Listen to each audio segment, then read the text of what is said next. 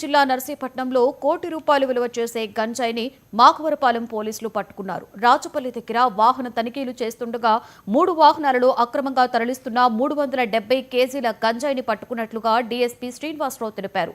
గంజాయి తరలిస్తున్న 3 వాహనాలను సీజ్ చేసి 3 నిందితులను అదుపులోకి తీసుకున్నట్లుగా చెప్పారు. నిందితులు నర్సీపట్నంకు చెందినవారిగా గుర్తించి వారిపై కేసు నమోదు చేశామని డీఎస్పీ శ్రీనివాసరావు వెల్లడించారు.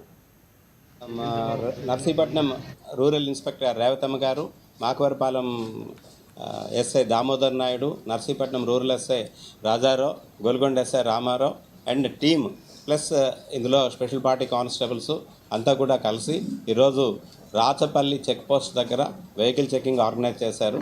వచ్చేసరికి మాకు ఒక ఎర్టిగా వెహికల్ ఒకటి, స్విఫ్ట్ డిజైర్ ఒకటి, ఒక స్కూటీ ఒకటి, ఈ 3 వెహికల్స్ను కూడా మనం ఇంటర్సెప్ట్ చేయడం జరిగి వాటిని తనిఖీ చేస్తే మీడియేటర్ సమక్షంలో తనిఖీ చేయగా స్విఫ్ట్ డిజైర్ వెహికల్లో ఒక 5 బ్యాగ్స్ ఆఫ్ గాంజా, అట్లాగే ఎర్టిగా వెహికల్లో 10 బ్యాగ్స్ ఆఫ్ గాంజా దొరికింది. వీటన్నిటిని కూడా మనం వెయింగ్ వేయించగా 370 కిలోల గాంజా ఉంది.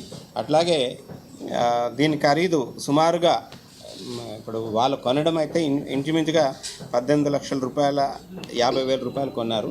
ఈ సరుకు ఇక్కడి నుంచి అంటే మన చిత్రకొండ దగ్గర, ఒరిస్సాలో చిత్రకొండ దగ్గర వాళ్ళు కొని అక్కడి నుంచి అంజలి శనివారం వరకు చింతపల్లి దగ్గర